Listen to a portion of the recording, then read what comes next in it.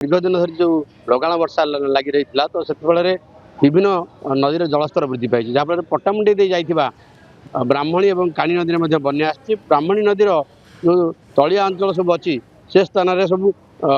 बन्या पानी माड़गला तो जदि आम कह पट्टामुंडीर जो धोयांचल जहाँ कहुए तररीपाल पेंठपाल और अलपुआ अंधरा और पट्टामुंडी म्यूनिसिपालिटी किसी अंश ये सब जगार तलिया अंचल में बर्तमान सुधा बन्या जल प्रवेश कर तो ये जो बन्या जल प्रवेश कलापर मुझे सहयोगी कहि देखे जो बन्या जल आसवा द्वारा तो गाँ गंडार जो पानी पहुँचे कि रास्ता घाट सब ब्लॉक है तो जो मैंने सब घर को जावा कथा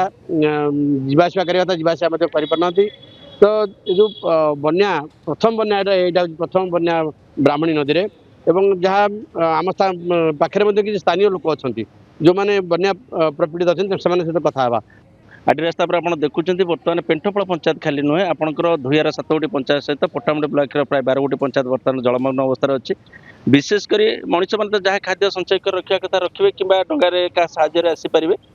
मुख्य जिनस हूँ जो मैंने पशु जातीय जो रही आपंकर गाई छेली मेंढा एमाने बर्तमान ना गुहालु बाहरी पार्टी ना कौन खाद्य पाखे अच्छे तेणुकर से सरकार दृष्टि देवा सहित जो मैंने बन्या घेर अच्छा आम मैंने जो बन्या घेर अच्छु से केमी कौन डंगा हो लंचर व्यवस्था करा जो मैंने कि आम शीघ्र रास्ता सहित जो मुख्य रास्ता रही से मुख्य रास्ता पाखे आम पहुँची पारू और कौन जाए जगह जाए आम किसी खाद्य शस्य आनीपर यहाँ हूँ आम मान मुख्य समस्या बर्तमान तो जहाँ शुणुले जो बन्या जल प्रवेश कर मनुष्य सहित पशु पक्षी समस्ते प्रभावित होती विशेषकर जो गृहपालित पशु मैंने अच्छा खाया पीवा रही असुविधा होती तो खाली से नुहे जो प्रथम बन्या पशा फल चाष बहुत क्षतिग्रस्त होती कौन आगे कहे कौन कौन चाष होता कौन धान जहाँ जहाँ फसल तो थी सब बुड़ीगला पानी पशि पची पाची गला सब हैरान असुविधार रही गाई गोरु छेली मेंढा निहाती जरूर दरकार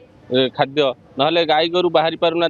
जमी सब बुड़ी जाइए बहुत असुविधार सम्मुखीन होती तेणु निहाती सरकार मोर अनुरोध यथाशीघ्र गाई मान खाद्य देले उपकृत हे दीर्घ दिन धरी जो लगाण वर्षा लगी रही तो से विभिन्न नदी जलस्तर वृद्धि पाई जहाँफल पट्टामुंडी दे जाइथिबा ब्राह्मणी और काणी नदी में बन्या आसी ब्राह्मणी नदीर जो तलिया अंचल सब अच्छी से स्थान में सब बन्या पानी माड़गला तो जदि आम कह पट्टामुंडीर जो धोयांचल जहाँ कहुए तररीपाल पेंठपाल और अलपुआ अंधरा और पट्टामुंडी म्यूनिसिपालिटी किसी अंश ये सब जगार तलिया अंचल में बर्तमान सुधा बन्या जल प्रवेश कर तो ये जो बन्या जल प्रवेश कलापर मुझे सहयोगी कहि देखे जो बन्या जल आसवा द्वारा तो गाँ गंडार जो पानी पहुँचे कि रास्ता घाट सब ब्लॉक है तो जो मैंने सब घर को जावा कथा जावासवा करना तो जो बन्या प्रथम बन्या यहाँ प्रथम बन्या ब्राह्मणी नदी में एवं जहाँ आम पाखे किसी स्थानीय लोक अच्छा जो मैंने बन्या प्रपीड़ित अच्छे से कथा आदि रास्ता पर आप देखुं बर्तमान पेंठपाल पंचायत खाली नुहे आपंकर धुआर 7 गोटी पंचायत सहित पट्टामुंडी ब्लॉक प्राय 12 गोटी पंचायत बर्तमान जलमग्न अवस्था अच्छी विशेषकर मनीष मैंने जहाँ खाद्य संचय कर रखा कथा रखिए कि डे क्या साहय आसीपारे मुख्य जिनस हूँ जो मैंने पशु जातीय जो रही आपंकर गाई छेली मेंढा एमाने बर्तमान ना गुहालु बाहरी पार्टी ना कौन खाद्य पाखे अच्छे तेणुकर से सरकार दृष्टि देवा सहित जो मैंने बन्या घेर अच्छा आम मैंने जो बन्या घेर अच्छु से केमी कौन डंगा हो लंचर व्यवस्था करा जो मैंने कि आम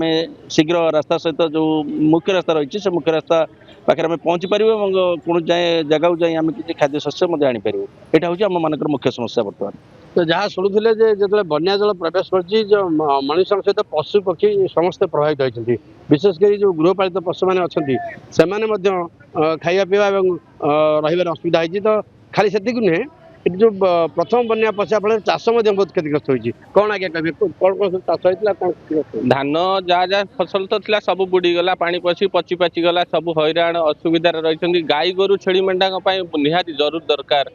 खाद्य ना गाई गोरु बाहरी पारना